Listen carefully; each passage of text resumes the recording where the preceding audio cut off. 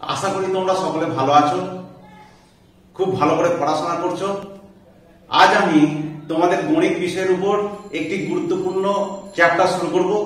ঠিক আছে, দেরি না করে আজকে এই গুরুত্বপূর্ণ চ্যাপ্টারটি শুরু করা যাক। আজ আমি তোমাদের জটিল সংখ্যা অর্থাৎ ইংরেজিতে বলা হয় কমপ্লেক্স নাম্বার, সেই কমপ্লেক্স নাম্বার চ্যাপ্টারটি তোমাদের শেখাবো। কমপ্লেক্স নাম্বার চ্যাপ্টার মধ্যে যে নামের সঙ্গে দেখতে পাচ্ছ যে কমপ্লেক্স কথাটি উল্লেখ আছে অর্থাৎ জটিল, কিন্তু নামের সঙ্গে আমার চ্যাপ্টারের অঙ্কের কোনো তেমন মিল নাই। অর্থাৎ কমপ্লেক্স নাম থাকলে হয়তো ভাববে তোমরা যে চ্যাপ্টারটি অত্যন্ত জটিল নিশ্চয়ই, কিন্তু তা নয়, খুবই সহজ। তো যাই হোক, আমরা জটিল সংখ্যা চ্যাপ্টারটার মধ্যে যাই। প্রথমে আমরা যখন সংখ্যা গুনতে শিখেছি তখন কি দেখেছি আমরা, যে প্রথম যেটা সেটা আমরা 1, 2, 3, 4, 5 এইভাবে সংখ্যাগুলো প্রথম ছোটবেলায় একেবারে ছোটবেলায় গুনতে শিখেছি। তো এই 1, 2, 3, 4, 5, 6, 7, 8, 9, 10 করে অসীম পর্যন্ত এই সংখ্যাগুলোকে কি বলি আমরা, স্বাভাবিক সংখ্যা, বা এই সেটটাকে এই রকম দিয়ে প্রকাশ করা হয় স্বাভাবিক সংখ্যার সেট। স্বাভাবিক সংখ্যার সেট 1, 2, 3, 4, 5, 6, 7 করে আপ টু ইনফিনিটি পর্যন্ত এই যে সংখ্যা এটা হচ্ছে আমরা সবচেয়ে প্রথম শিখেছি, এবং এই সংখ্যাগুলোকে বলা হচ্ছে স্বাভাবিক সংখ্যা। তারপরে যখন আরেকটু বড় হলাম দেখলাম যে শুধু 1 নয়, তার সঙ্গে -1 বলে একটা সংখ্যা আছে, 2 শুধু নয় -2ও আছে, 3 শুধু নয় -3ও আছে। তাহলে এই যে -1, -2, -3 আবার 0 বলে সংখ্যা একটা আছে। তো এই 0, -1, -2, -3 এই সমস্ত সংখ্যা এবং এই স্বাভাবিক সংখ্যা সবগুলোকে নিয়ে আমরা বললাম যে পূর্ণ সংখ্যা, জেড দিয়ে প্রকাশ করা হয় পূর্ণ সংখ্যার সেট। পূর্ণ সংখ্যার সেট সেটা হচ্ছে 0, +-1, +-2, +-3, +-4 এই রকম সংখ্যাগুলো আমরা পেলাম যে পূর্ণ সংখ্যা আপ টু অসীম পর্যন্ত, এইগুলো হচ্ছে পূর্ণ সংখ্যার সেট। তারপরে আবার যখন একটু বড় হলাম তখন আরেকটু উঁচু ক্লাসে শিখলাম যে শুধু কেবলমাত্র পূর্ণ সংখ্যায় নয়, যখন কোনো বিভাজন দরকার হলো, একটার অর্ধেকটাকে বোঝাতে প্রয়োজন হলো, বা একটা এবং হাফটা তখন বোঝাতে গেলে 1/2 এই ভগ্নাংশ সংখ্যাগুলো এলো। এই অর্ধেক সংখ্যা বোঝানোর জন্য আমাদের পরবর্তীকালে এলো কি, যে মূলদ সংখ্যা অর্থাৎ কিউ দিয়ে প্রকাশ করা হলো যে সমস্ত এই যে সংখ্যাগুলো পাচ্ছি পূর্ণ সংখ্যা, অর্থাৎ পূর্ণ সংখ্যার মধ্যে স্বাভাবিক সংখ্যাও আছে, সমস্ত সংখ্যা যাদের মূলগুলো অর্থাৎ বর্গমূল সঠিকভাবে নির্ণয় করা যায়, মানে সঠিক মান পাওয়া যায়, সেই রকম p/q আকারে প্রকাশ করা যায়। যে সমস্ত সংখ্যাগুলো আমরা জানি যে p/q আকারে প্রকাশ করা যায়, p/q আকারে প্রকাশ করা যায় যেখানে কিউটা নট ইকুয়াল টু 0 এবং p ও q পরস্পর মৌলিক সংখ্যা। এই রকম যত সংখ্যা আছে অর্থাৎ ভগ্নাংশ এবং পূর্ণ সংখ্যা সমস্ত মিলিত নিয়ে যে সংখ্যাটি হলো সেটা হচ্ছে আমাদের মূলদ সংখ্যার সেট এলো। তারপর যখন আরেকটু বড় হলাম যে এই সমীকরণটাকে সমাধান করার প্রয়োজন হলে x² = 2, তখন প্রয়োজন হলো যে x² = 2, তো x এর ভ্যালুটা কত, না x এর ভ্যালু হচ্ছে √2, কিন্তু √2 সঠিক মূল আমরা নির্ণয় করতে পারছি না। এই যে সঠিক মূল নির্ণয় করতে পারছি না অর্থাৎ p/q আকারে এদিকে প্রকাশ করা যাবে না, সেই সমস্ত সংখ্যাগুলোকে p/q আকারে প্রকাশ করা যাবে না, সেইগুলোকে আমরা যে তখন এলো তখন অমূলদ সংখ্যা। সেই অমূলদ সংখ্যাটাকে আমরা যদি এটাকে সমস্ত অমূলদ এবং মূলদ সংখ্যাটাকে যেহেতু বাস্তব সংখ্যা দিয়ে প্রকাশ করা হয়, তাহলে অমূলদ সংখ্যাটাকে বলা হচ্ছে রিয়েল নাম্বার মাইনাস হচ্ছে কিউ, রিয়েল নাম্বার থেকে কিউ বাদ, অর্থাৎ বাস্তব সংখ্যা। তারপর যে এই মূলদ এবং অমূলদ অর্থাৎ যাদের মূল সঠিকভাবে নির্ণয় করা যায়, যাকে p/q আকারে প্রকাশ করা যায়, যাদেরকে পরস্পর p আর q পরস্পর মৌলিক এবং q নট ইকুয়াল টু 0 এইরকম আকারে প্রকাশ করা যায়, তাকে বলা হয় মূলদ সংখ্যা। তারপর এদিকে যে সংখ্যাগুলোকে পি বাই কিউ আকারে প্রকাশ করা যায় না সেটাকে বলি আমরা অমূলদ সংখ্যা। সেই অমূলদ এবং মূলদ সংখ্যার সমষ্টিটাকে আমরা বললাম বাস্তব সংখ্যা। বাস্তব সংখ্যা বললাম যে বাস্তব সংখ্যা। আর বাস্তব সংখ্যা তাহলে যেগুলোকে প্রকাশ করা যায় পি বাই কিউ আকারে তাকে বলা হচ্ছে মূলদ সংখ্যা, আর প্রকাশ করা যায় না তার মানে বাস্তব সংখ্যার মধ্যে যেগুলো প্রকাশ করা যায় না অর্থাৎ আর মাইনাস কিউ দিয়ে নোটেশন দেওয়া হলো যে অমূলদ সংখ্যাগুলোকে আর মাইনাস কিউ দ্বারা প্রকাশ করা হলো। তাহলে অমূলদ সংখ্যা আমরা শিখলাম। তো আস্তে আস্তে আমরা একটু একটু করে এক্সপান্ড হতে থাকলাম, যে আরো বেশি কিছু সংখ্যা শিখতে থাকলাম। তো আমরা যদি এইটাকে আমরা চিত্রটাকে আঁকি তাহলে কি, তাহলে একেবারে ছোটবেলায় একদম কি শিখেছো, স্বাভাবিক সংখ্যা শিখেছো। তাহলে সবচেয়ে প্রথমে শিখেছো স্বাভাবিক সংখ্যা, মানে 1 2 3 4 করে স্বাভাবিক সংখ্যা শিখেছো। তারপর যখন একটু বড় হলে তখন দেখলে যে না -1 -2 এই সমস্ত সংখ্যাগুলো আছে, আর স্বাভাবিক সংখ্যা পজিটিভ ইন্টিজার আর নেগেটিভ ইন্টিজার মিলিত নিয়ে আমাদের জেড তৈরি হলো। জেড তৈরি হলো। আবার জেড থেকে তারপর একটু এগিয়ে যাওয়া গেল যে ভগ্নাংশও সংখ্যা আছে, যেগুলো হচ্ছে পি বাই কিউ আকারে প্রকাশ করা যায়, তাকে মূলদ সংখ্যা বললাম। তাহলে এইগুলো হচ্ছে মূলদ সংখ্যা, যেগুলো একটু বড় হয়ে গেল, যে এই স্বাভাবিক সংখ্যা, পূর্ণ সংখ্যা এবং যাদের যে সমস্ত সংখ্যা ভগ্নাংশ সংখ্যাগুলো অর্থাৎ পি বাই কিউ আকারে প্রকাশ করা যায় সেইগুলো হচ্ছে কিউ দিয়ে প্রকাশ করে গেল। তাহলে যে সংখ্যাগুলোকে আমাদের পি বাই কিউ আকারে প্রকাশ করা গেল না সেগুলো হচ্ছে অমূলদ সংখ্যা। তাহলে কিছু বেড়ে গেল, আবার সংখ্যাটা বেড়ে গেল যে কিছু সংখ্যা হচ্ছে অমূলদ সংখ্যা। এটা যদি কিউ হয়, এটা কিউ হয়, এটা হচ্ছে আর মাইনাস কিউ, আর মাইনাস কিউ। আর এই পুরো সামগ্রিক সেটটা, এই পুরো সেটটাই হচ্ছে আমার রিয়েল নাম্বার।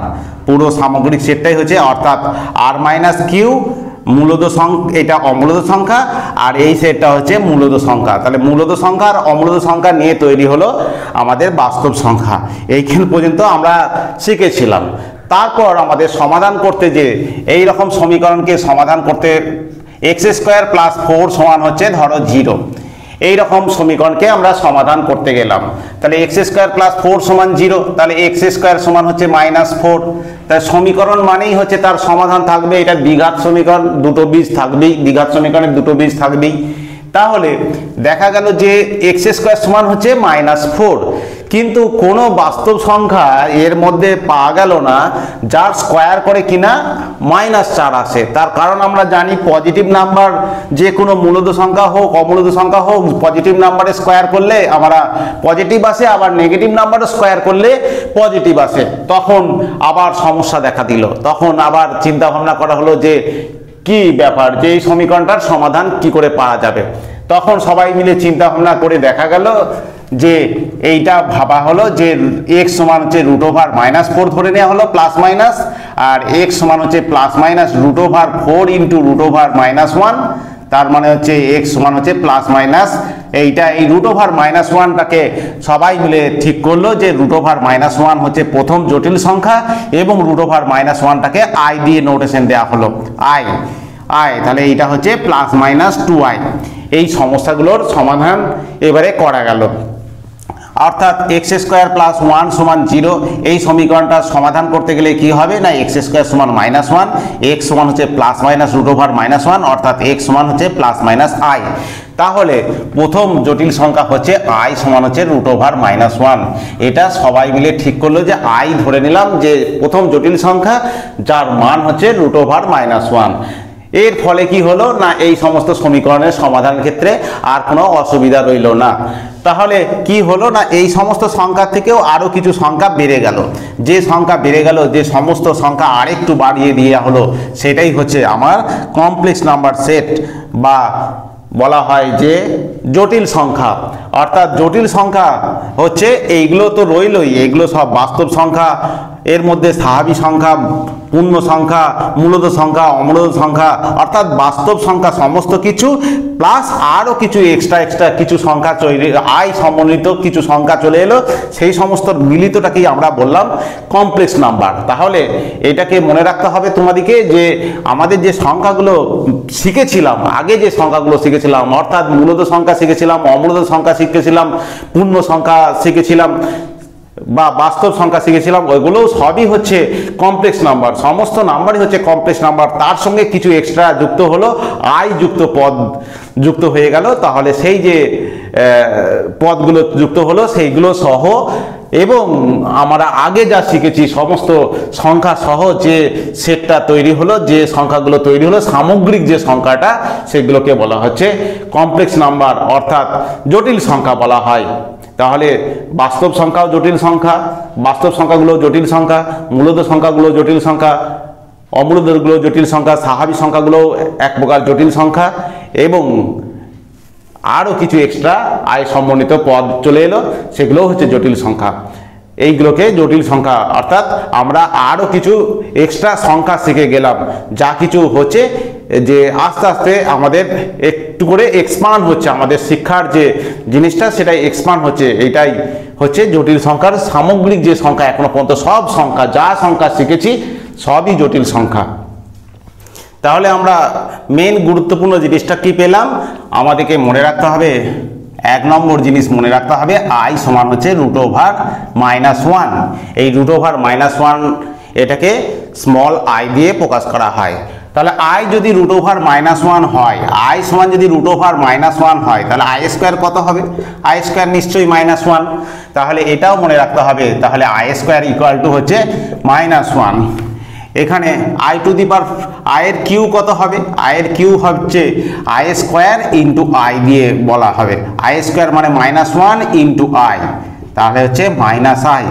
এটাও মনে রাখতে হবে, আই কিউ এর ভ্যালুটা হচ্ছে আমার -i। I to the power 4 কত হবে? আই টু দি পাওয়ার 4 হচ্ছে আই স্কোয়ার এর হোল স্কোয়ার, অর্থাৎ -1 তার স্কোয়ার, তাহলে -1 স্কোয়ার করলে +1 হবে। তাহলে কি হবে না, আই টু দি পাওয়ার 4 এর মানটা হচ্ছে 1। এখানেও মনে রাখতে হবে। আই টু দি পাওয়ার 5 কত হবে? আই টু দি পাওয়ার 5 মানে হচ্ছে i to the power 4 into i to the power 4 মানে 1, তাহলে i. I to the power 6 কত হবে? আই টু দি পাওয়ার 6 মানে হচ্ছে i to the power 4 into i square. I to the power 4 মানে 1, I square সমান হচ্ছে -1, তাহলে হচ্ছে -1। তাহলে এর পরের পাওয়ারগুলো আমাদের আবার ফিরে আসছে, অর্থাৎ আই -i +i এইভাবে করে ফিরে চলে আসছে। আই টু দি পাওয়ার যদি তোমাকে বার করতে বলে যে 365, এর ভ্যালুটা কত? 365 এর ভ্যালুটা কত না, আমরা আই টু দি পাওয়ার 4, তাহলে 365কে যদি আমরা 65কে যদি আমরা 4 দিয়ে ভাগ করি, 4 9 36, আর এটা 5 91 হচ্ছে 91, এখানে 4 পড়ে থাকছে, তাহলে আই টু দি পাওয়ার 4 এর হোল টু দি পাওয়ার 91, তাহলে আই টু দি পাওয়ার কত হয়ে গেল? 64, 364 ইন্টু আই। এটা আই টু দি পাওয়ার 4 মানে 1, তাহলে 1 two the power 91, 1 two the power 91 into I, তার মানে হচ্ছে আই চলে আসছে। তাহলে এইরকমভাবে আয়ের যত বড় পাওয়ার আছে সমস্ত বড় পাওয়ারগুলো আমরা নির্ণয় করতে পারবো। এই হয় হবে আই হবে, নয় -i হবে, নয় 1 হবে, নয় -1 হবে। আই টু দি পাওয়ার 2020 যদি বার করতে হয়, তাহলে কি হবে না, আই টু দি পাওয়ার 4 এর হোল টু দি পাওয়ার আমরা 20কে ভাগ করলে, 4 দিয়ে ভাগ করলে কত হবে?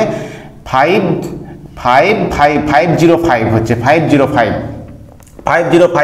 আই টু দি পাওয়ার 4 মানে হচ্ছে 1, তাহলে 505, তার মানে 1 হয়ে গেল। এইভাবে আয়ের যত বড় পাওয়ার আছে সমস্ত বড় পাওয়ার আমরা নির্ণয় করতে পারবো। এরপরে আমরা একটা সমীকরণ সমাধান করার চেষ্টা করব। ধরো একটা সমীকরণ আছে x² -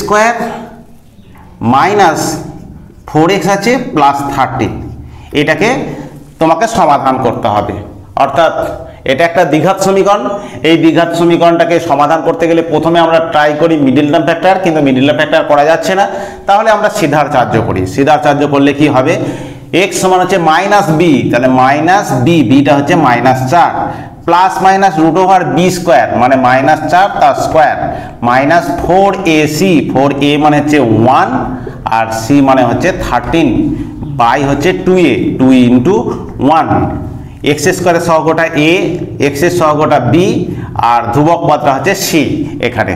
তাহলে এটা +4 হলো, প্লাস মাইনাস √, এটা হচ্ছে 16 মাইনাস 52 ডিভাইডেড বাই 2, তার মানে হলো 4 প্লাস মাইনাস √(-36 বাই হচ্ছে 2, তাহলে এটাকে যদি আমি সরল করি তাহলে কি হবে 4 প্লাস মাইনাস এটা লিখতে পারি 36 into root over minus 1 by হচ্ছে 2 অর্থাৎ 4 প্লাস মাইনাস 36 মানে হচ্ছে 6 আর রুট ওভার মাইনাস 1 মানে হচ্ছে আই বাই হচ্ছে 2।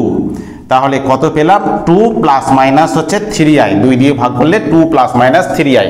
তাহলে এটা আমরা যে এই সমীকরণের যে বীজগুলো পাচ্ছি অর্থাৎ x এর মানগুলো পাচ্ছি সেইগুলো দেখছি কাল্পনিক সংখ্যা এবং কাল্পনিক সংখ্যার বীজগুলো কেমন পেলাম একটা x এর ভ্যালু হচ্ছে 2 প্লাস 3i আর একটা হচ্ছে x এর ভ্যালু হচ্ছে 2 মাইনাস 3i 2 প্লাস 3i আর 2 মাইনাস 3i। এই যে এইরকম ধরনের 2 প্লাস 3i জটিল সংখ্যার আকারটাই হচ্ছে এইরকম, একটা বাস্তব অংশ থাকবে একটা কাল্পনিক অংশ থাকবে। তাহলে 2 নম্বর তোমাদেরকে মনে রাখতে হবে যে কোনো জটিল সংখ্যাকে যে কোনো জটিল সংখ্যা বা জটিল রাশিকে সংখ্যাকে কি দিয়ে প্রকাশ করি না সংখ্যাকে z equal to a plus ib এই আকারে প্রকাশ করা যায় যেখানে a bটা হচ্ছে বাস্তব আকারে প্রকাশ করা যায় এটা তোমাদের মনে রাখতে হবে প্রকাশ করা যায় যেখানে a আর bটা হচ্ছে বাস্তব a b হচ্ছে সমান হচ্ছে বাস্তব সংখ্যা হতে হবে। এখানে যেমন x সমান হচ্ছে 2 প্লাস 3i তাহলে z যদি 2 প্লাস 3i হয় তাহলে a সমান কত আমার 2 আর b সমান হচ্ছে 3 তাহলে a সমান 2 পেলাম b সমান 3 তাহলে যে কোনো জটিল সংখ্যাকে আমরা a প্লাস ib আকারে লিখতে পারি। তাহলে a প্লাস ib আকারে প্রকাশ করা যায় যেখানে a bটা হচ্ছে বাস্তব সংখ্যা। আবার z সমান যদি 2 মাইনাস 3i হয় তাহলে a এর ভ্যালু 2 এবং b এর ভ্যালু হচ্ছে মাইনাস 3 তাহলে এই ধরনের পেলাম। এবারে আমরা এই যে এটা পেলাম এই এটাকে বলবো আমরা যে জটিল সংখ্যার হচ্ছে বাস্তব অংশ। তাহলে এটাকে বলা হচ্ছে জটিল সংখ্যার বাস্তব অংশ। এ সমান হচ্ছে রিয়েল পার্ট অফ জেড, জেডের রিয়েল পার্ট অফ জেড বলা হয় বা জেডের বাস্তব অংশ, জেডের বাস্তব অংশ। আর বি কে বলা হচ্ছে জেডের কাল্পনিক অংশ, জেডের কাল্পনিক অংশ। তাহলে যে কোনো জটিল সংখ্যাকে a প্লাস ib আকারে প্রকাশ করা যায় এবং সেটা ইংরেজি লেটার স্মল জেড দিয়ে প্রকাশ করা যায়। স্মল জেড সমান হচ্ছে a প্লাস ib যেখানে a আর b বাস্তব। তাহলে যে কোনো জটিল সংখ্যাকে এরকম আকারে প্রকাশ করা যায় মনে রাখতে হবে। আর কি করতে হবে না যেখানে মনে রাখতে হবে যে a আর b কিন্তু বাস্তব সংখ্যা হতে হবে। এই এটাকে বলা হচ্ছে জটিল রাশির বাস্তব অংশ আর বিটাকে বলা হচ্ছে জটিল রাশির কাল্পনিক অংশ বলা হচ্ছে। এখন এই যদি 0 হয়ে যায় তখন কি হবে, a যদি 0 হয় তখন কি হবে আর b যদি 0 হয় তখন কি হবে। a যদি 0 হয় একটা বাস্তব জটিল সংখ্যা তো z সমান a প্লাস ib, z সমান a প্লাস ib। এবারে a সমান 0 হলে কি হবে, a সমান 0 হলে দেখো z এর মানটা কি পেয়ে যাব ib তার মানে এর বাস্তব অংশ নয় শুধু কাল্পনিক অংশটা রয়েছে।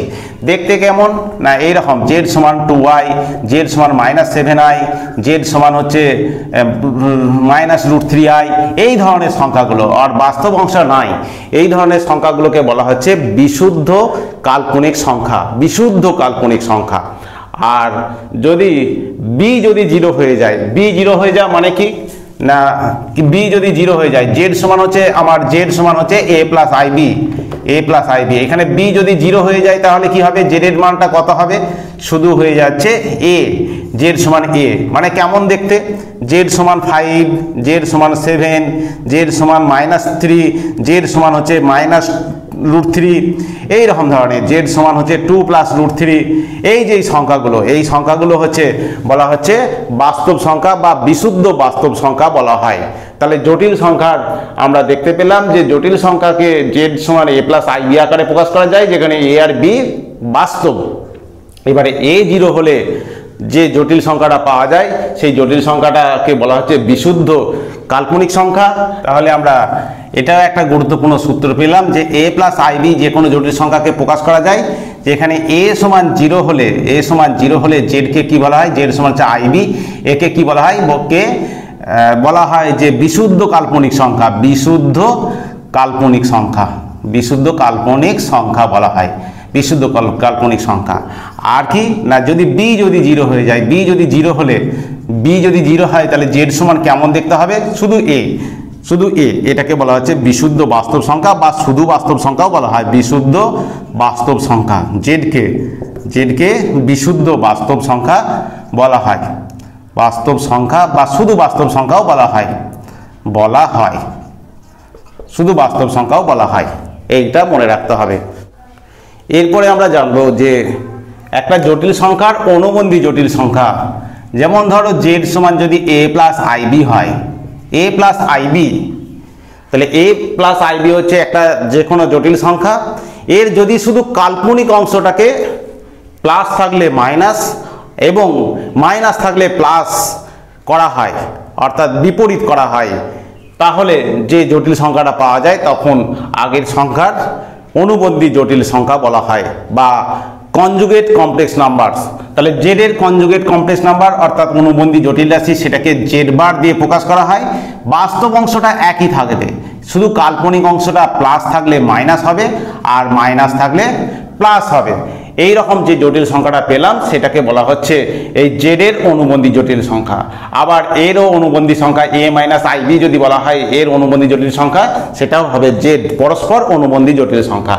যেমন উদাহরণ দিলে বুঝতে পারবে, ধরো 5 প্লাস হচ্ছে 9 আছে, তাহলে জেড বার কত হবে না, জেড বার হচ্ছে 5 মাইনাস 9, অর্থাৎ জেড এর অনুবন্ধী জটিল সংখ্যা এটা। এবার ধরো আরেকটা, ধরো জেড এর মানটা হচ্ছে 7 মাইনাস 2i আছে, তাহলে জেড বার কত হবে না, জেড বার হচ্ছে শুধু কেবলমাত্র কাল্পনিক অংশটা মাইনাস থাকলে প্লাস, প্লাস থাকলে মাইনাস, তার মানে জেড 7 প্লাস 2i, তাহলে জেড এর অনুবন্ধী জটিল সংখ্যা হচ্ছে এইটা। এবার যদি একে অনুবন্ধীর আবার যদি অনুবন্ধী নাও তাহলে কি হবে না, যে কোনো জটিল সংখ্যার অনুবন্ধী তার অনুবন্ধী যদি নিই তাহলে কি হবে না 7 মাইনাস 2i, আবার ফিরে আসবে 7 মাইনাস 2i, এই সংখ্যাটা ফিরে আসবে। তাহলে জেড বার সমান হচ্ছে যদি এটা হয় তাহলে জেড বার তার আবার বার যদি নেই তাহলে এ প্লাস আইবি ফিরে আসবে, তাহলে অনুবন্ধী এবং তার আবার যদি অনুবন্ধী নেই তাহলে আবার পুনরায় সেটা ফিরে আসবে। তাহলে এইটাকে বলা হচ্ছে অনুবন্ধী জটিল রাশি, অনুবন্ধী জটিল সংখ্যা। জেড এর অনুবন্ধী হচ্ছে জেড বারের অনুবন্ধী জটিল সংখ্যা। এবারে আমরা দুটি জটিল সংখ্যার কি করে যোগ করতে হয়, কি করে বিয়োগ করতে হয়, কি করে গুণ করতে হয়, কি করে ভাগ করতে হয়, সেই সমস্ত জিনিসগুলোকে আমরা জানবো। জেড সমান যদি এ প্লাস আইবি হয়, ধরো জেড ওয়ান একটা জটিল সংখ্যা, সেটা হচ্ছে এ প্লাস আইবি মনে করো, জেড ওয়ান একটা জটিল সংখ্যা সেটা হচ্ছে জেড এ প্লাস আইডি। জেড টু আরেকটি জটিল সংখ্যা সেটা হচ্ছে সি প্লাস আইডি মনে করো, সি প্লাস আইডি। এবারে এই যে জটিল সংখ্যাটা পেলাম এই দুটোর এবারে যোগ করতে হবে, সেই যোগ করলে কি হবে দেখা যাবে যে z one plus z two যদি করি, z one plus z two কি করব না, নিয়ম যোগের নিয়ম হচ্ছে যে বাস্তব অংশের সঙ্গে বাস্তব অংশ যোগ হবে আর কাল্পনিক অংশের সঙ্গে কাল্পনিক অংশ যোগ হবে, অর্থাৎ এ প্লাস সি প্লাস এই দুটোকে যোগ কাল্পনিক অংশের সঙ্গে যোগ করলে বি প্লাস ডি। ঠিক একই রকমভাবে যদি বিয়োগ করি z one minus z two করি তাহলে বাস্তব অংশের সঙ্গে বাস্তব অংশ বিয়োগ, তার মানে এ মাইনাস সি আর এইটা হচ্ছে এটার সঙ্গে এটা বিয়োগ, অর্থাৎ বি মাইনাস ডি। তাহলে এটাই হচ্ছে যোগ বিয়োগের নিয়ম। তো আর একটি উদাহরণ দিলে বুঝতে পারবে, ধরো 2 প্লাস 3i আছে আর একটা জেড টু আছে 7 প্লাস হচ্ছে 6i আছে, তাহলে যোগ যদি করি z one plus z two যদি যোগ করি তাহলে যোগ করলে কি বাস্তব অংশের সঙ্গে বাস্তব অংশ যোগ হবে, তার মানে 2 এর সঙ্গে 7 যোগ হবে সেটা হলো 9, আবার 3 এর সঙ্গে 6 যোগ হবে 9 প্লাস হচ্ছে 9i, 3 এর সঙ্গে 6 যোগ করলে 9। আর একটা উদাহরণ ধরো জেড ওয়ান সমান হচ্ছে -2 প্লাস 5i আছে, আবার জেড টু সমান হচ্ছে মাইনাস না প্লাস 5 প্লাস 15 আছে প্লাস হচ্ছে 10i আছে। তো z one plus z two কত হবে, z one plus z two কত হবে, বাস্তব অংশের সঙ্গে বাস্তব অংশ যোগ, তাহলে 13, এটা যোগ করলে 13 আর এটা হচ্ছে 15i। যদি বিয়োগ করি কি হবে, z one minus z two যদি বিয়োগ করি তাহলে এটা থেকে এটা বিয়োগ -17 আর এটা থেকে এটা বিয়োগ করলে -5i। এইভাবে আমরা জটিল সংখ্যার যোগ এবং বিয়োগ করি। যোগ বিয়োগ আমরা শিখলাম। এবারে যদি গুণ করি জেড ওয়ান আর জেড টু গুণ করি কি হবে, z one into z two কি হবে না, জেড ওয়ান হচ্ছে আমার এ প্লাস আইবি আর Z2 হচ্ছে C প্লাস ID। এবারে গুণ করব আমরা। গুণ করলে কি হবে, এমনি নরমাল নিয়ম অনুযায়ী গুণ করছি, A এর সঙ্গে C গুণ AC হলো, A এর সঙ্গে ID গুণ IAD হলো, আবার IB এর সঙ্গে C গুণ তার মানে IBC, IB এর সঙ্গে ID তার মানে হচ্ছে I স্কয়ার BD হলো।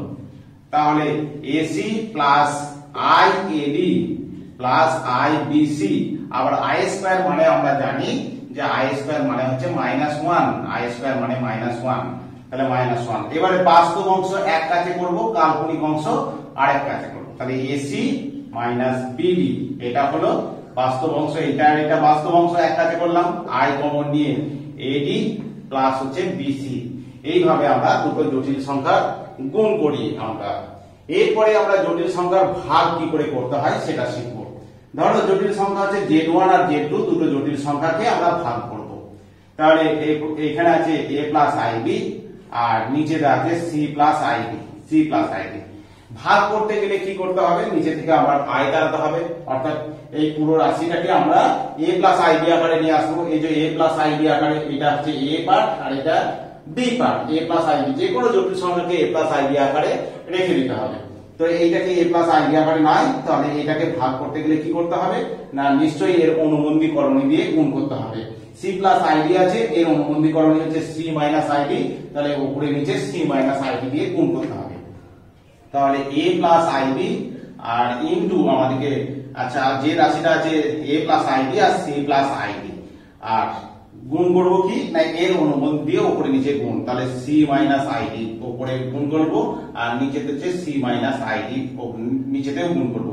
এবারে গুণ করে উপরটাকে গুণ করি, তাহলে উপরটা কোনটা গুণ করলে বাস্তব অংশ আসবে দেখতে হবে। প্রথমে A এর সঙ্গে C গুণ করলে বাস্তব অংশ আসবে, আর বাস্তব অংশ আসবে IB এর সঙ্গে ID গুণ করলে মাইনাস ID। তাহলে IB এর সঙ্গে ID যদি গুণ করি, তাহলে মাইনাস ID যদি গুণ করি তাহলে মাইনাস I স্কয়ার BD হচ্ছে IB এর সঙ্গে মাইনাস ID। তাহলে বাস্তব অংশকে আগে গুণ করতে হবে, A এর সঙ্গে C আর IB এর সঙ্গে ID গুণ করলে I স্কয়ার মানে -1 হয়, তাহলে এটা হয়ে যাচ্ছে প্লাস BD হয়ে যাচ্ছে BD, তার কারণ I square minus I square BD, I square মানে -1, তাহলে BD হয়ে যাচ্ছে।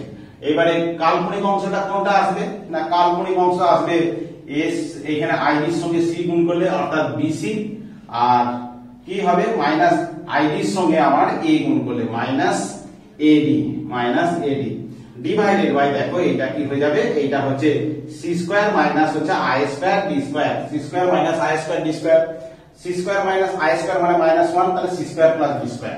তাহলে পুরো রাশিটা কি হয়ে গেল না AC plus BD by C square plus D square আর plus I into BC minus AD divided by C square plus D square. এইভাবে আমরা জটিল সংখ্যার ভাগ গুণ যোগ বিয়োগ করতে পারি। একটা উদাহরণ দিচ্ছি দেখো, ধরো Z1 একটা জটিল রাশি আছে 2 প্লাস 3i আর Z2 আছে 4 প্লাস হচ্ছে 4 নয়, আমার ধরে নিচ্ছি 6 প্লাস হচ্ছে 8i। এই Z1 এবং Z2 গুণ করব, তাহলে কি হবে Z1 ইনটু Z2 কত হবে 2 প্লাস 3i আর 6 প্লাস হচ্ছে 8i, বা এইটা হলো আমার Z1 ইনটু Z2। তাহলে গুণ করলে কত হবে না, গুণ এমনি স্বাভাবিক ভাবে গুণ করতে পারো, তাহলে 12 হলো, আর এইখানে 8 কে 2 দিয়ে গুণ করলে 16i, 2 এর সঙ্গে 6, 2 এর সঙ্গে 8i, এরপর 3i এর সঙ্গে 6 মানে 18i আর 24i স্কয়ার হচ্ছে। তাহলে এখানে 12 প্লাস এই দুটো যোগ করলে আমার 34i হচ্ছে, আর এটা হচ্ছে -24, তার মানে হচ্ছে -12 প্লাস হচ্ছে 34i। এটাই হচ্ছে আমাদের গুণ হয়ে গেল। এবারে যদি ভাগ করি তাহলে কি হবে, Z1 বাই Z2 যদি করি তাহলে কি হবে, Z1 বাই Z2 যদি করি তাহলে কত হবে না, Z1 টা আছে 2 প্লাস 3i আর Z2 আছে 6 প্লাস 8i। এই দুটোকে আমরা প্রথমটাকে দ্বিতীয়টা দিয়ে ভাগ করব। ভাগ করলে আমরা করতে গেলে আমরা বলেছি যে এটার অনুবন্ধী দিয়ে গুণ করতে হবে, তাহলে 2 প্লাস 3i এর অনুবন্ধী দিয়ে উপরে নিচে গুণ করতে হবে 6 মাইনাস 8i। 6 মাইনাস এইটাই, আর নিচেরটা হচ্ছে 6 প্লাস এইটাই ইন্টু 6 মাইনাস এইটাই। দিয়ে ওপরটা গুণ করা যাক, তাহলে 2 দিয়ে গুণ করলে 12 হলো, মাইনাস 2 দিয়ে গুণ করলে আর এইটাই দিয়ে গুণ করলে হচ্ছে 16i হলো, তারপর 3i এর সঙ্গে 6 18i হলো, 18i প্লাস 18i হচ্ছে, আর মাইনাস হচ্ছে 3 আসতে 24, 24 মাইনাস 24 i স্কয়ার, আর নিচেরটা দেখো 6 স্কয়ার আর 64 i স্কয়ার হয়ে যাচ্ছে। 6 স্কয়ার একবারে 36 লিখে দিচ্ছি। তাহলে কত হচ্ছে, এটার গুণটা এইভাবে গুণ হলো, 6 আর 2 গুণ করলে 12, 2 আর এটা হচ্ছে মাইনাস 69। এবার 3i এর সঙ্গে 6, 3 6 18, 18i আর 3i এর সঙ্গে এই 24i স্কয়ার। এখন 12 মাইনাস এইটা হয়ে যাচ্ছে প্লাস 2i হয়ে যাচ্ছে দুটো মিলে, আর এটা 24i স্কয়ার মানে মাইনাস 1, তাহলে প্লাস 24 ডিভাইডেড বাই 36 প্লাস হচ্ছে 64i স্কয়ার মানে মাইনাস 1। তাহলে এটা হলো, তাহলে 12 হলো, 36 হলো, 36 প্লাস হচ্ছে 2i ডিভাইডেড বাই 100, দিয়ে 36 বাই 100 হলো 36 বাই 100, আর হচ্ছে 2i বাই 100। তাহলে কত হচ্ছে 18 বাই 50, 18 বাই 50 না 4 দিয়ে যাবে, 4 9 বাই 24 প্লাস হচ্ছে 1 বাই 50i। এটাই হচ্ছে আমার জটিল সংখ্যাটির ভাগ, দুটি জটিল সংখ্যার ভাগ। এরপরে 1 এর বর্গমূল কত হয় সেটা আমরা শিখব। 1 এর বর্গমূল আমি ধরে নিচ্ছি, ধরি 1 এর বর্গমূল হচ্ছে x, ধরি x সমান হচ্ছে 1 এর বর্গমূল, অর্থাৎ 1 এর বর্গমূল হচ্ছে x ধরে নিলাম। তাহলে 1 এর বর্গমূল যদি x হয় তাহলে x স্কয়ার সমান 1। এটাকে সরল করলে কত হবে না x স্কয়ার মাইনাস 1 সমান 0, তাহলে x প্লাস 1 ইনটু হচ্ছে x মাইনাস 1 সমান 0। তাহলে কত হচ্ছে x প্লাস 1 সমান 0 একটা পাচ্ছি, আর x মাইনাস 1 সমান 0। x এর ভ্যালুটা হচ্ছে এখান থেকে 1 আর এখান থেকে মাইনাস 1, তাহলে x এর দুটো মান। তাহলে 1 এর বর্গমূল হচ্ছে, 1 এর বর্গমূল দুটো পেয়ে গেলাম, যে 1 এর বর্গমূল 1 আর মাইনাস 1, 1 আর মাইনাস 1। এরপরে 1 এর ঘনমূল সেটা নির্ণয় করব, খুবই ইম্পর্টেন্ট জিনিস 1 এর ঘনমূল। তাহলে ধরে নিচ্ছি, ধরি x সমান হচ্ছে কিউব রুট অফ 1, অর্থাৎ 1 এর ঘনমূলটা ধরে নিচ্ছি x। তাহলে 1 এর ঘনমূল যদি x হয় তাহলে কি পাবো না x কিউব সমান হচ্ছে 1, তাহলে x কিউব ইকুয়াল টু 1 একদিকে নিয়ে আসছি, তাহলে x কিউব মাইনাস 1 সমান 0। এটাকে ফ্যাক্টর করলে কি হবে x minus 1 into x square plus x plus 1 সমান হচ্ছে 0, সমান হচ্ছে 0।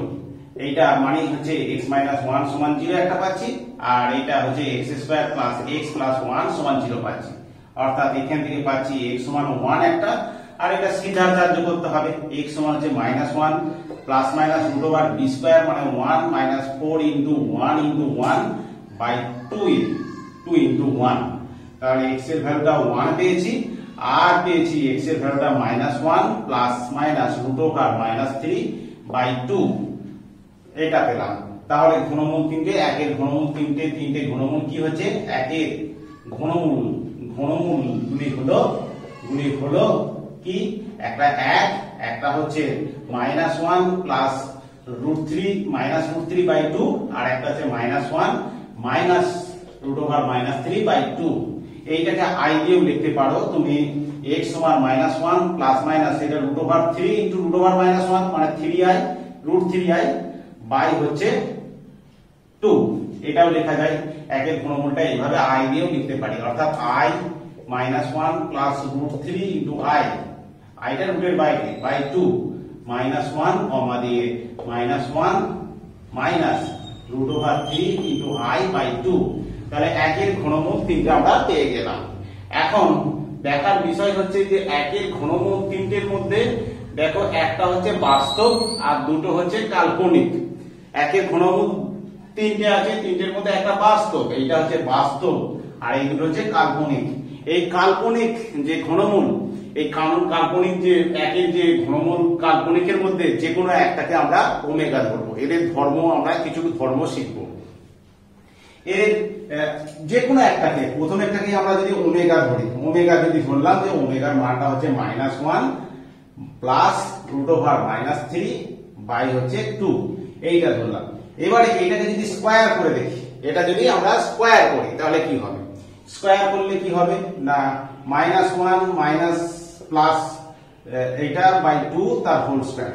তাহলে ওমেগা যদি আমি -1 প্লাস √-3 বাই 2 এটা সমান ওমেগা ধরি, তাহলে ওমেগা স্কয়ার, এটা স্কয়ার করি তাহলে কত হবে না, এটা স্কয়ার হচ্ছে নিচেরটা 4 হলো, আর এটা a ধরো আর এটা b ধরো, a প্লাস b এর হোল স্কয়ার মানে a square plus b square, b square মানে হচ্ছে -√3 তার স্কয়ার প্লাস 2ab, 2 ইন্টু হচ্ছে -1 ইন্টু √-3, তাহলে কত হলো 1, এইখানটা 1 হলো, এইখানটা -3 হলো, √-3 হোল স্কয়ার মানে হচ্ছে 3 -3, তাহলে -3 আর এটা হচ্ছে -2 √-3 বাই হচ্ছে 4 সমান হচ্ছে -2 √-3 বাই 4, 2 দিয়ে যদি ভাগ করে দিই তাহলে কত হবে -1 √-3 বাই 2। মজার ব্যাপারটা হচ্ছে এটাই যে যে কোনো একটাকে যদি ওমেগা ধরো তাহলে এটার বর্গ করলে দ্বিতীয়টা পাবো, দ্বিতীয় কাল্পনিক যে বীজটা পাচ্ছি সেই জটিল বীজটি দ্বিতীয়টা পাবো, এটা স্কয়ার করলে এটা পাবো। ঠিক একই রকম ভাবে যদি দেখো এটা যদি ওমেগা ধরি এর স্কয়ার করলে এটা পাবো। তাহলে খুবই গুরুত্বপূর্ণ ধর্ম যে একের ঘনমূল যে দুটো অবাস্তব ঘনমূল অর্থাৎ কাল্পনিক ঘনমূল তাদের একটিকে স্কয়ার করলে অপরটি পাবো, আর এইটা স্কয়ার করলে এটা পাবো, এটা স্কয়ার করলে এটা পাবো। তাহলে এর ঘনমূলগুলো লিখতে পারি যে যদি আমি প্রথমেরটাকে ওমেগা ধরি দ্বিতীয়টা ওমেগা স্কয়ার, আবার দ্বিতীয়টা যদি ওমেগা ধরি প্রথমেরটা পাবো ওমেগা স্কয়ার। তাহলে ঘনমূল তিনটে হচ্ছে 1 ওমেগা স্কয়ার, যেখানে ওমেগাটা এই কাল্পনিক ঘনমূল যেটা অবাস্তব যে দুটো ঘনমূল তাদের মধ্যে যে কোনো একটাকে ওমেগা বলে মনে করতে পারো। এই একটা গুরুত্বপূর্ণ ধর্ম পেলে। আর হচ্ছে তিনটেকে যদি গুণ করি তাহলে কি হবে, তিনটে ঘনমূল যদি আমরা গুণ করি কি হবে 1 ওমেগা স্কয়ার, এটা যদি গুণ করি তাহলে কি হবে, তিনটে ঘনমূল গুণ করলে কি হবে না এটা 1 হলো, এটা হচ্ছে এটার মান হচ্ছে -1 প্লাস √-3 বাই 2, আর একটা হচ্ছে -1 √-3 বাই 2। এবারে এইটা নিচেরটা 4 হলো দেখো, আর -1টাকে a যদি মনে করো আর √-3টাকে b মনে করো, a plus b into a minus b, -1টাকে a আর √-3টাকে b, a plus b into a minus b, তাহলে a square minus b square, a square মানে হচ্ছে -1 স্কোয়ার আর মাইনাস b স্কোয়ার মানে হচ্ছে -√3 তার স্কোয়ার, তাহলে উপরটা 1 হলো আর -3 বাই হচ্ছে 4, তাহলে 1 প্লাস 3 বাই 4 তার মানে হচ্ছে 4/4 সমান হচ্ছে 1, আর এখানটা তিনটেকে গুণ করলে ওমেগা কিউ, তাহলে আরেকটি শর্ত পেয়ে যাচ্ছি যে ওমেগা কিউ সমান হচ্ছে 1 হবে, ওমেগার কিউ সমান হচ্ছে 1। এবারে তিনটে বীজকে আমরা যদি যোগ করি তাহলে কি হবে না, তিনটে বীজকে আমরা গুণ করলাম, এবার তিনটে বীজকে যোগ করব 1 প্লাস -1 প্লাস √3 বাই 2, আর একটা হচ্ছে -1 √-3 বাই 2। এই তিনটেকে যদি যোগ করি তাহলে যোগ লসাগু হলো 2 -1 প্লাস √-3 প্লাস আচ্ছা -1 √-3, তাহলে এটা প্লাস এটা মাইনাস এটা কেটে গেল, আবার -1 মিলে -2, এইখানে 2 হচ্ছে 0, তাহলে 0/2 মানে হচ্ছে 0। তাহলে এইটাও একটা গুরুত্বপূর্ণ ধর্ম হচ্ছে 1 প্লাস ওমেগা স্কয়ার সমান হচ্ছে 0। তাহলে এই ধর্মগুলোকে মনে রাখতে হবে, খুবই ইম্পর্টেন্ট জিনিস যে একের ঘনমূল হচ্ছে 1 প্লাস √-3/2 -1 √-3/2, অর্থাৎ যদি i দিয়ে লিখি তাহলে এইটা মানে হচ্ছে √3i, √-3 মানে হচ্ছে √3i। এটা হলো। এবারে যদি একটি ঘনমূলকে যে কোনো কাল্পনিক, যে দুটো, একটা বাস্তব ঘনমূল আর দুটো হচ্ছে অবাস্তব ঘনমূল, সেই অবাস্তব ঘনমূলের মধ্যে যে কোনো একটাকে, এটাও হোক আর এটাই হোক, যে কোনো একটাকে যদি ওমেগা ধরি তাহলে ওটা অপরটা হচ্ছে ওমেগা স্কয়ার। এবারে তিনটের গুণ অর্থাৎ ওমেগা কিউ সমান হচ্ছে 1, আর 1 প্লাস ওমেগা স্কয়ার তিনটেকে যদি যোগ করি সেটা হচ্ছে 0। এই গুরুত্বপূর্ণ ফর্মুলা ধরে আমরা অনেক অঙ্ক করব পরে। এরপর আমরা জটিল রাশির দুটি গুরুত্বপূর্ণ জিনিস, যাকে বলা হয় মডিউলাস এবং আর্গুমেন্ট বা অ্যামপ্লিটিউড, সেই নির্ণয় করা শিখব, যে একটি জটিল রাশির মডিউলাস কত এবং আর্গুমেন্ট কত, সেইটা আমরা শিখব। তো প্রথমে জেড, মনে করো জেড সমান হচ্ছে x plus i y, Z সমান হচ্ছে x plus i y. Z হচ্ছে একটি জটিল রাশি যেটা হচ্ছে এক্স প্লাস আই ওয়াই, যেখানে এক্স ও ওয়াই হচ্ছে বাস্তব। জটিল রাশি হতে গেলে এক্স আর ওয়াইটা বাস্তব হতে হবে, এক্স ও ওয়াই বাস্তব সংখ্যা, এক্স আর ওয়াই বাস্তব সংখ্যা। এবারে যে কোনো জটিল সংখ্যা মানেই হচ্ছে একটা বিন্দু হিসাবে ধরতে পারি। এইটা বিন্দু মানে হচ্ছে, এইটা হচ্ছে এক্স ওয়াই বিন্দু, এইটা হচ্ছে এক্স ওয়াই বিন্দু। আমরা কি করি না, যখন বাস্তব সংখ্যা, আমরা জানি যে সংখ্যা রেখার সাহায্যে বাস্তব সংখ্যাকে বোঝানোর জন্য এই রকমভাবে আমরা একটা লাইন টানি, এইদিকে মাইনাস ইনফিনিটি, এইদিকে প্লাস ইনফিনিটি। এইটাকে আমরা তীরচিহ্ন দিয়ে এটাকে এক্স মনে করতে পারি, এটা হচ্ছে এক্স ড্যাশ মনে করতে পারি, আর মাঝখানটা মূল বিন্দু, মাঝখানটা হচ্ছে মূল বিন্দু। তো বাস্তব সংখ্যাকে এই রকম একটা রিয়েল লাইনের মধ্যে প্লট করা যায়, যে কোনো বাস্তব সংখ্যাকে। কিন্তু একটা জটিল সংখ্যা যখন হলো, যখন জেড সমান ধরো 2 + 3i, তখন হলো, তখন আর এটা বাস্তব সংখ্যা নয়, তখন করে নেওয়া হলো কি, যে এটার এই 3iটাকে রিপ্রেজেন্ট করা, এইখানটাকে পুরো পয়েন্টটাকে, বিন্দুটাকে রিপ্রেজেন্ট করার জন্য আমরা আরেকটা অক্ষ টেনে নিলাম, যেটাকে বলা হচ্ছে কমপ্লেক্স অ্যাক্সিস বা ইমাজিনারি অ্যাক্সিস। সেই ইমাজিনারি অ্যাক্সিসটা ওয়াই অ্যাক্সিস ধরে নেওয়া হলো, যে এটা হচ্ছে ওয়াই ড্যাশ হচ্ছে ইমাজিনারি অ্যাক্সিস। এইটাকে বলা হচ্ছে রিয়েল অ্যাক্সিস আর এইটাকে বলা হচ্ছে ইমাজিনারি অ্যাক্সিস। তাহলে যে কোনো জটিল সংখ্যা জেড সমান এক্স প্লাস আই ওয়াই, এটাকে একটা বিন্দু হিসাবে ধরতে পারবো, যে বিন্দুটা হচ্ছে এক্স ওয়াই। এটা যেমন, এটা বিন্দুটা হচ্ছে 2,3, যেমন জেড সমান যদি -7 + 2i হয়, তাহলে এই বিন্দুটা আসলে একটা জটিল বিন্দু, সেটা হচ্ছে -7 আর হচ্ছে 2, জটিল তলে হচ্ছে -7 2 বিন্দুতে অবস্থিত।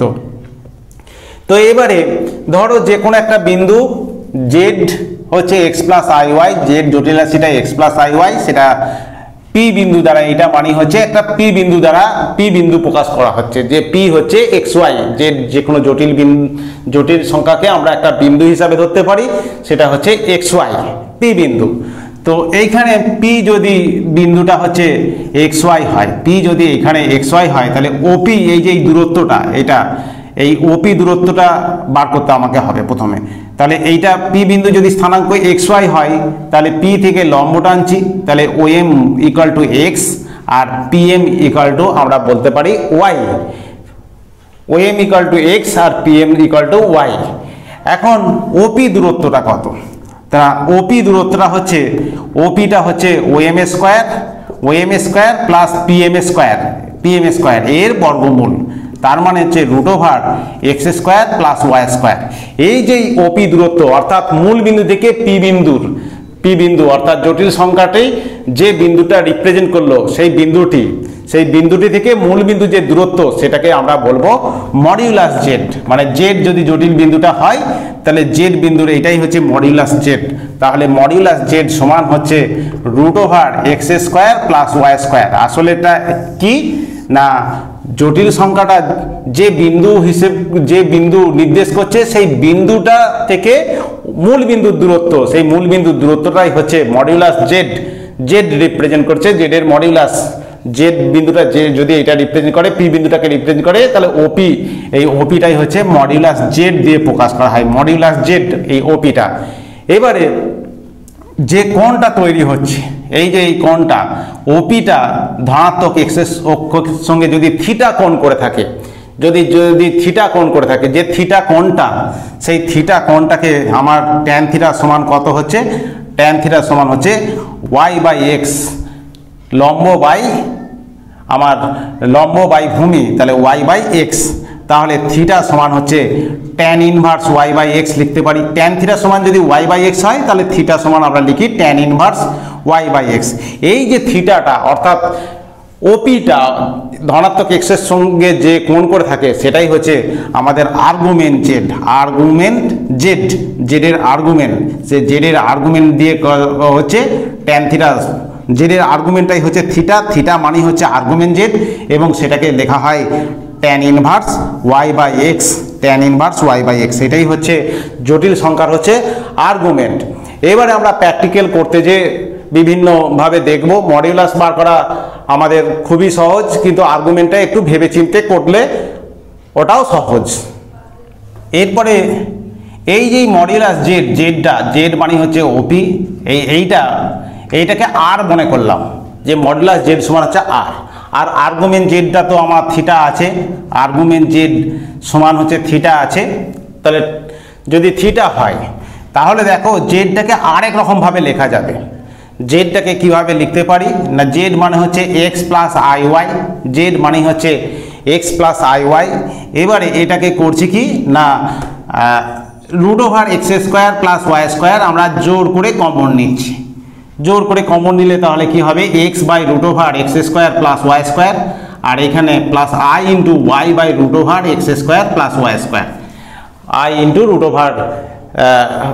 y into √x², y/√x² plus y²। এবারে দেখো এইটা মানে হচ্ছে √x² প্লাস y²টাকে মনে হচ্ছে যে √x² প্লাস y² মানেই হচ্ছে আর, মানে মডিউলাসটা x² প্লাস y², এটাকে আর, আর এইটা মানে হচ্ছে লম্ব, এখানে দেখো x/x মানে ভূমি বাই হচ্ছে অতিভুজ, এইটা মানে হচ্ছে আর, তাহলে ভূমি বাই অতিভুজ, ভূমি বাই অতিভুজ পাচ্ছি ওএম x/√x² প্লাস y², এটা মানে হচ্ছে √x² প্লাস y², তাহলে ভূমি বাই অতিভুজ হলে cos থিটা হয়, আর এটা লম্ব বাই অতিভুজ হলে সাইন যেটা হয় plus i sin theta, i sin theta.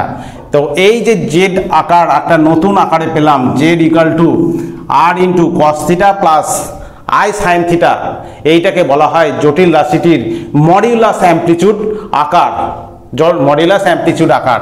অর্থাৎ কি পেলাম, মড জেড যদি আর হয় আর আর্গুমেন্ট জেড, কমপ্লেক্স নাম্বারটার আর্গুমেন্ট জেড যদি থিটা হয়, তাহলে জেড সমান হচ্ছে r into cos theta plus i sin theta, আর cos theta plus i sin theta, এইটাকে বলা হচ্ছে modulus amplitude form of a complex number. অর্থাৎ জটিল সংখ্যাটির মডিউলাস অ্যামপ্লিটিউড আকার, মানে এক্স প্লাস আই ওয়াই একটা আকার, এটা জটিল সংখ্যার a প্লাস আই বি আকার, সেই জটিল সংখ্যাটাকে আরেক রকম আকার প্রকাশ করা যাবে, জেড সমান হচ্ছে r into cos theta plus i sin theta, যেখানে মডিউলাস জেড জটিল সংখ্যাটার মডিউলাসের মানটা আর এবং আর্গুমেন্টের মান হচ্ছে থিটা।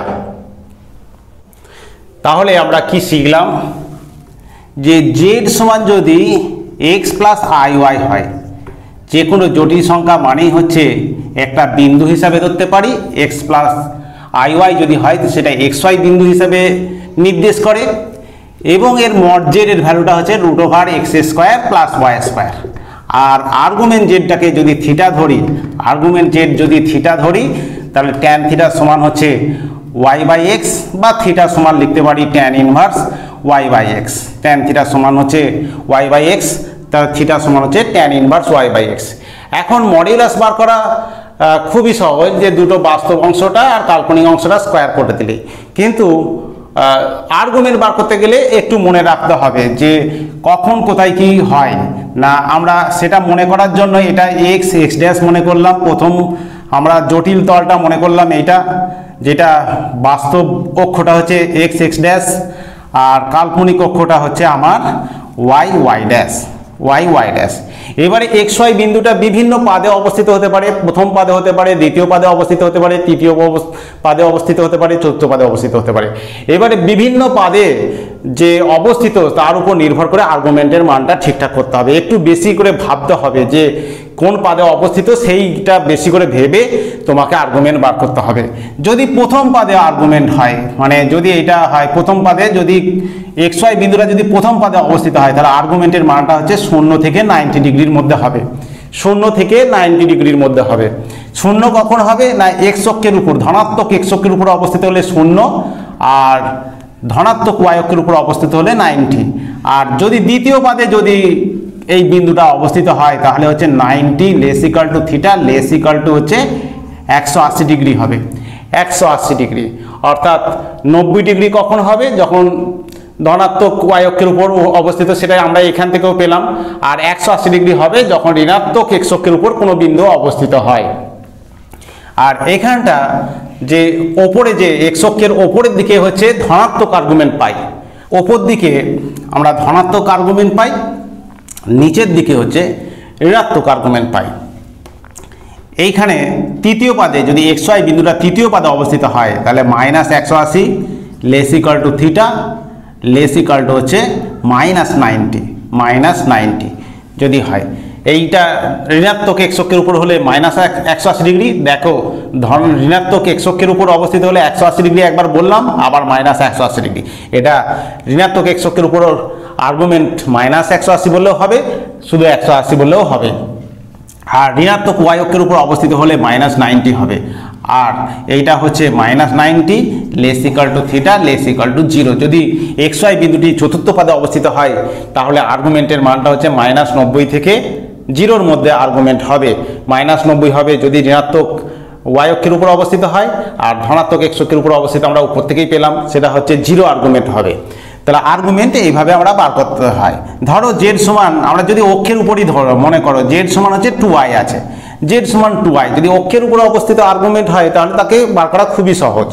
এইটা হচ্ছে বিন্দু হিসাবে ধরতে পারি, বিন্দুটা হচ্ছে 2i মানে হচ্ছে 0 প্লাস হচ্ছে 2i, তার মানে বাস্তব অংশটা 0, কাল্পনিক অংশটা হচ্ছে 2, তাহলে 0-2 বিন্দু নির্দেশ করছে। 0-2 বিন্দুটা কোথায় অবস্থিত, 0-2 এইরকম জায়গায় অবস্থিত, 2 ঘর যাবে। 0-2 বিন্দুটা এইরকম অবস্থিত। 0-2 যদি বিন্দুটা ধনাত্মক ওয়াই অক্ষের উপর অবস্থিত হয় তাহলে কি বলে যে ধনাত্মক 0 থেকে বাড়তে বাড়তে এটা 90 ডিগ্রি। তাহলে এর আর্গুমেন্টটা খুবই সহজ, যে এর আর্গুমেন্ট বা অ্যামপ্লিচিউড জেড, আর্গুমেন্ট জেড সমান হচ্ছে 90 ডিগ্রি। আবার জেড সমান ধরো -7i হচ্ছে এর আর্গুমেন্ট, এটা মানে হচ্ছে 0 -7i, তার মানে 0 -7 বিন্দুটা কোথায় অবস্থিত, 0 -7 এইখানে অবস্থিত। তাহলে এর পরিষ্কার দেখতেই পাচ্ছি যে এটা -180 থেকে কমতে কমতে বাড়তে বাড়তে -90 হবে। তাহলে আর্গুমেন্ট জেড সমান হচ্ছে -π/2, তাহলে -π/2। আবার যদি ধরো জেড সমান হচ্ছে 5, এর আর্গুমেন্ট বার করতে বললো, জেড সমান 5 মানে হচ্ছে 5 + i × 0, 5 × i, তাহলে 50 বিন্দুটা নির্দেশ করছে 50 বিন্দুটা কোথায় অবস্থিত না ধনাত্মক এক্স অক্ষের উপর অবস্থিত। ধনাত্মক এক্স অক্ষের উপর অবস্থিত হলে তার আর্গুমেন্টের মানটা হচ্ছে আমরা 0, আমরা বলেই দিলাম যে 0 থেকে বাড়তে বাড়তে 90 হবে, এখানে 90 হয়। এবারে যদি বিন্দুটা হচ্ছে জেড সমান হচ্ছে -3 হয়, -3, তার মানে হচ্ছে এইটাকে a + ib আকারে লিখলে কি হবে, -3 + i × 0, তার মানে হচ্ছে -3 বিন্দুটা কোথায় অবস্থিত না ঋণাত্মক এক্স অক্ষের উপর অবস্থিত। এর আর্গুমেন্টটা হচ্ছে পাই লিখতেও পারি, -π লিখতে পারি। তাহলে আর্গুমেন্ট জেড সমান হচ্ছে, এইটার ক্ষেত্রে আর্গুমেন্ট জেড সমান হচ্ছে পাই লিখে দিলাম। তাহলে যদি অক্ষের উপর অবস্থিত হয় তাহলে আর্গুমেন্ট বার করা খুবই ইজি ব্যাপার, অক্ষের উপর অবস্থিত খুব সহজে বার করা যাবে।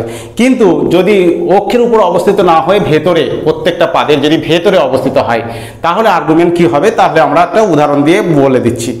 ধরো জেড সমান হচ্ছে 1 + i, এটার মডুলাস বার করব আর আর্গুমেন্ট বার করব। তাহলে কি করে বার করব না, মডুলাস তো বার করা খুবই সহজ, যে এর এটা হচ্ছে 1, বিটা হচ্ছে 1, তাহলে 1² + 1² মানে হচ্ছে √2। আর্গুমেন্ট করতে গেলে কি করতে হবে না, এটাকে বিন্দু হিসাবে প্রথমে রিপ্রেজেন্ট করতে হবে। এটা বিন্দুটা হচ্ছে 1 1 বিন্দু, এই বিন্দুটা হচ্ছে 1 1 বিন্দু। তাহলে 1 1 যদি বিন্দু হয় তাহলে আমি ধরে নিচ্ছি যে আর্গুমেন্ট জেড সমান হচ্ছে থিটা। তাহলে আর্গুমেন্ট জেড সমান থিটা, তাহলে আর্গুমেন্ট জেড সমান যদি থিটা হয় এবং জেড সমান 1 1 বিন্দুটি কোথায় অবস্থিত দেখো, 1 1 বিন্দুটি হচ্ছে আমার কোথায় অবস্থিত না, 1 1 বিন্দুটা হচ্ছে এক ঘর এদিকে যাবে, এক ঘর উপরে, তার মানে প্রথম পাদে অবস্থিত বিন্দুটি, প্রথম পাদে অবস্থিত। তাহলে প্রথম পাদে অবস্থিত হলে তাহলে আর্গুমেন্টের মানটা কত থেকে কতর মধ্যে হবে, থিটার মানটা, তাহলে 0 less equal to theta less equal to 90। এইটা ভালো করে মনে রাখতে হবে, মাথায় রাখতে হবে, যে উত্তরটা আসবে সেই উত্তরটা যেন 0 থেকে 90 এর মধ্যে, মানে থিটার মানটা আমাকে খুঁজতে হবে 0 থেকে 90 এর ভেতরে, তার বাইরে মোটেই না। এটাকে বেশি করে ভাবতে হবে। এবারে ট্যান থিটা সমান কত, ট্যান থিটা সমান হচ্ছে y/x, এখানে 1/1 হলো, তাহলে ট্যান থিটা সমান হচ্ছে 1/1। এইটা এবং এইটা, এই দুটো জিনিস ভাবতে হবে যে ট্যান থিটার মান 1 এবং 0 থেকে 90 ডিগ্রির মধ্যে। 0 থেকে 90 ডিগ্রির মধ্যে আমরা দেখতেই পাচ্ছি যে ট্যান থিটা সমান হচ্ছে ট্যান π/4, তাহলে থিটার মানটা হচ্ছে π/4, থিটার মান π/4। তাহলে আর্গুমেন্ট জেডের আর্গুমেন্ট হয়ে গেল π/4 হয়ে গেল। এবং মডিউলাস অ্যামপ্লিচিউড আকারটা কি হবে, জটিল রাশিটার মডিউলাস অ্যামপ্লিচিউড আকার হচ্ছে r into cos theta plus i sine theta, যেখানে rটা হচ্ছে মডিউলাসটা হলো √2, আর এটা হচ্ছে cos π/4 প্লাস হচ্ছে i সাইন π/4। এটাই হচ্ছে মডিউলাস অ্যামপ্লিচিউড আকার। এই জটিল রাশিটাকে মডিউলাস অ্যামপ্লিচিউড আকার এইখান পর্যন্তই রেখে দিতে হবে, সরল করলে আবার পুনরায় এই উপরটা ফিরে আসবে। এখন ধরো জেডটার মানটা হয়েছে -1 - i যদি হয়, তখন কি আর্গুমেন্টটা কি হবে সেটা আমরা দেখব। এই জটিল রাশিটির মডিউলাস বার করতে হবে, আর্গুমেন্ট বার করতে হবে, মডিউলাস অ্যামপ্লিচিউড আকারে প্রকাশ করতে হবে। তাহলে এর মড জেড কত হবে, মড জেড সমান হচ্ছে √1 তার স্কয়ার প্লাস -1 তার হোল স্কয়ার, কারণ a সমান -1 আর b সমান হচ্ছে i এর সহগ হচ্ছে -1, এটা তার মানে কত হচ্ছে √1 + 1 মানে হচ্ছে √2, তাহলে √2। এবারে এটা কোন বিন্দু, কোথায় কোন বিন্দু রিপ্রেজেন্ট করছে দেখো, -1 বিন্দুটা কোন পাবে, -1 মানে x অক্ষ বরাবর -1 ঘর, এটা 1 ঘর আর এদিকে 1 ঘর, মানে তৃতীয় পাদে অবস্থিত। তার তৃতীয় পাদে অবস্থিত হলে তাহলে -1 বিন্দুটি তৃতীয় পাদে। আচ্ছা, প্রথমে আর্গুমেন্ট ধরে নিচ্ছি, যে ধরি আর্গুমেন্ট z সমান হচ্ছে থিটা, তাহলে আর্গুমেন্ট z সমান থিটা। এবারে -1 বিন্দুটি কোথায় অবস্থিত, বিন্দুটি হচ্ছে তৃতীয় পাদে অবস্থিত হলে কি হবে না, আর্গুমেন্টের মানটা হচ্ছে কত হবে, অতএব তৃতীয় পাদে অবস্থিত হচ্ছে -180 ডিগ্রি থেকে বড় কিন্তু -90 এর থেকে ছোট, এইরকম হবে। তাহলে ট্যান থিটা সমান কত হবে, ট্যান থিটা সমান হচ্ছে দেখো y/x, মানে -1, y এর মানটা -1, x এর মানটাও -1, এটা ট্যান থিটার মানটা হচ্ছে 1। তাহলে এখানেও ট্যান থিটা সমান 1 এসেছিল, এখানেও ট্যান থিটা সমান 1, কিন্তু খুঁজতে হবে আবার যে এর মধ্যে মানটা, এইটাকে বেশি করে চিন্তা ভাবনা করতে হবে যে -90 এর বড় কিন্তু 180 বড় কিন্তু -90 এর ছোট, এইরকম মান আমাদেরকে খুঁজতে হবে। এইরকম মান যে থিটা সেটা খুঁজতে হবে। তার ট্যান থিটা সমান আমরা জানি যে ট্যান কত ডিগ্রির মান, -135 ডিগ্রির মান হচ্ছে ট্যান, যদি -135 ডিগ্রি করি ট্যান থিটা সমান হচ্ছে ট্যান -135 ডিগ্রি, এর ভ্যালুটা আমরা -1 পাবো। তাহলে -1, তাহলে থিটা সমান কত পাবো না -135 ডিগ্রি, মানে হচ্ছে -2π/3π/4, তাহলে আর্গুমেন্টের মানটা কত হলো -3π/4 এবং মডিউলাস অ্যামপ্লিচিউড আকারটা কি হবে, z সমান হচ্ছে r cos θ plus i sin θ, তাহলে হচ্ছে z এর ভ্যালুটা হচ্ছে √2 into cos 3π/4 plus i sin 3π/4, আমার -3π/4, তাহলে -3π/4, এটা -3π/4, এটাই হচ্ছে আমার এই জটিল সংখ্যাটি মডিউলাস অ্যামপ্লিচিউড আকার হয়ে গেল। আরেকটি উদাহরণ ধরো, z সমান হচ্ছে √3 - i আছে, √3 - i, এই জটিল রাশিটার মডিউলাস বার করতে হবে, আর্গুমেন্ট বার করতে হবে। তাহলে √3 - i মানে হচ্ছে √3 - 1 বিন্দু হিসাবে নির্দেশ করছে। তাহলে মডিউলাস z কত হচ্ছে, মডুলাস z হচ্ছে √3 তার হোল স্কয়ার আর -1 তার স্কয়ার, মানে 3 প্লাস 1 মানে হচ্ছে 4-এর বর্গমূল মানে হচ্ছে 2, তাহলে মড জেডের ভ্যালুটা হচ্ছে 2 পেয়ে গেলাম। এবারে আর্গুমেন্ট বার করতে হবে। এবার ধরে নিচ্ছি, ধরি আর্গুমেন্ট জেড সমান হচ্ছে থিটা, তাহলে √3 - 1 বিন্দুটি প্রথমেরটা পজিটিভ তারপরটা নেগেটিভ, তাহলে প্রথমের পজিটিভ তারপর নেগেটিভ, তাহলে কোন পাদে অবস্থিত? বিন্দুটি আমার চতুর্থ পাদে অবস্থিত দেখতে পাচ্ছি যে এই বিন্দুটা x অক্ষ বরাবর √3 ঘর গেল, তারপর -1 ঘর, চতুর্থ পাদে অবস্থিত। আর চতুর্থ পাদে অবস্থিত হলে আমাদেরকে যেটা ভাবতে হবে, যে মনে রাখতে হয়েছে যে আর্গুমেন্ট চতুর্থ পাদে অবস্থিত হলেই আর্গুমেন্টের মান হচ্ছে -90 থেকে 0-এর মধ্যে, তাহলে -90 less equal to theta less equal to 0। এই জিনিসটাকে খুব ভালো করে মাথায় রাখতে হবে যে এইটা আমার আর্গুমেন্টটা এর মধ্যে হবে, উত্তরটা হবে এর মধ্যে এইটা। এবারে ট্যান থিটা সমান হচ্ছে y/x মানে হচ্ছে -1/√3, তাহলে ট্যান থিটা সমান হচ্ছে যদি -1/√3 হয়, তাহলে -90 থেকে 0-এর মধ্যে এমন কোন থিটার মান যেখানে -1/√3 হবে, এটা এবং এটা দুটো ভেবে আমাকে থিটাটা বার করতে হবে। এইটা না ভেবে শুধু এইটুকু ভাবলে শুধু আর্গুমেন্ট বার করাটা খুবই ভুল হয়ে যাবে। তাহলে আমরা জানি যে ট্যান -60 ডিগ্রি অর্থাৎ π/3 এর ভ্যালুটা হচ্ছে -1/√3, তার থিটার মানটা হচ্ছে -π/3, তাহলে আর্গুমেন্টের ভ্যালুটা হচ্ছে আর্গুমেন্ট জেডের মানটা হচ্ছে -π/3। আর মডুলাস অ্যামপ্লিটিউড ফর্মটা কি হবে?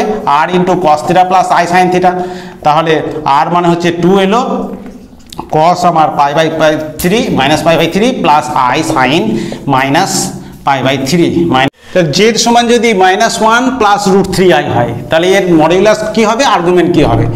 মডুলাস জেড সমান কত হবে না √(-1² প্লাস √3 তার স্কোয়ার, তার মানে 1 + 3 মানে হচ্ছে 2। এবার আর্গুমেন্ট জেড ধরে নিচ্ছি যে আর্গুমেন্ট জেড সমান হচ্ছে থিটা, তাহলে আর্গুমেন্ট জেড যদি থিটা হয় তাহলে এই বিন্দুটা কোথায় আগে অবস্থিত দেখি, -1 আর √3, এই বিন্দু এই জটিল রাশিটা -1 √3 বিন্দু হিসেবে করছে, তাহলে -1 √3 বিন্দুটি আমার কোন পাদে অবস্থিত? -1 মানে এদিকে যাচ্ছে উপরে উঠছে, বিন্দুটি দ্বিতীয় পাদে অবস্থিত, তাহলে দ্বিতীয় পাদে যদি অবস্থিত হয় তাহলে আর্গুমেন্টের মানটা কি হবে না, আর্গুমেন্টের মানটা হচ্ছে 0 লেস ইকুয়াল টু থিটা, না আর্গুমেন্টের মান হচ্ছে দ্বিতীয় পাদে হচ্ছে 90, দ্বিতীয় পাদে আমার 90 থেকে 180 ডিগ্রির মধ্যে, আমাদের সূত্রতেই আছে যে 180 ডিগ্রির মধ্যে হবে 90 থেকে এইটা, তাহলে ট্যান থিটা সমান হচ্ছে y/x, তাহলে y সমান হচ্ছে √3, এক্সটা হচ্ছে -1, তাহলে ট্যান থিটা সমান হচ্ছে -√3। আর আমাকে দুটোই ভাবতে হবে, এটাও ভাবতে হবে আর এটাও ভাবতে হবে, ট্যান থিটার মান -√3 এবং 90 থেকে 180-র মধ্যে মান খুঁজতে হবে, এটাকে বারবার ভাবতে হবে যে 90 থেকে 180-র মধ্যে আমার কোন ট্যান থিটা, যে থিটার মান হলে সেই ট্যান থিটার মান হচ্ছে -√3, তাহলে ট্যান থিটার মান হচ্ছে ট্যান আমরা জানি হচ্ছে 2π/3 অর্থাৎ 120 ডিগ্রি, থিটা সমান হচ্ছে 2π/3, তাহলে আর্গুমেন্ট জেড সমান পেয়ে গেলাম 2π/3। আর মডুলাস অ্যামপ্লিটিউড কি হবে না r × cos θ + i sin θ হয়, তাহলে r মানে হচ্ছে আমার 2 হলো, আর cos হচ্ছে 2π/3 প্লাস i sin 2π/3, এইটাই হচ্ছে জটিল সংখ্যাটি। এই যে জটিল সংখ্যাটি আছে তার মডুলাস অ্যামপ্লিটিউড আকার পেয়ে গেলাম আমরা। আজ এ পর্যন্তই। যদি তোমাদের আমার এই পড়ানোগুলি ভালো লাগে অবশ্যই চ্যানেলটিকে সাবস্ক্রাইব করে রেখো, বন্ধুদেরকে শেয়ার করো এবং বেল আইকনটিকে প্রেস করে রেখো যাতে আমার ভিডিও আপলোড করার সঙ্গে সঙ্গে তোমরা নোটিফিকেশন পেয়ে যাও। আর কমেন্ট বক্সে লেখো যে কিভাবে ভিডিওগুলো বানালে এবং কিভাবে পড়ালে তোমরা আরো ভালো করে বুঝতে পারবে। ঠিক আছে, আজ বাই।